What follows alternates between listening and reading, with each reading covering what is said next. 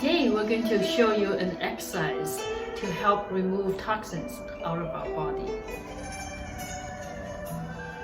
First, underarms.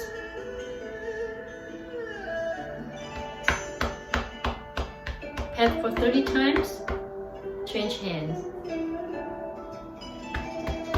Another 30 times. Second, inner arms.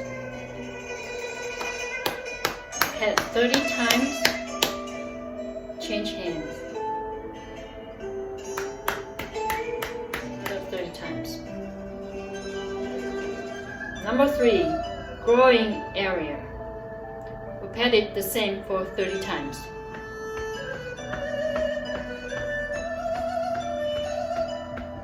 Number 4, outer knees.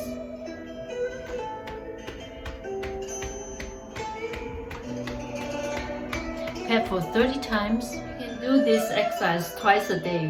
One during the day, one in the evening.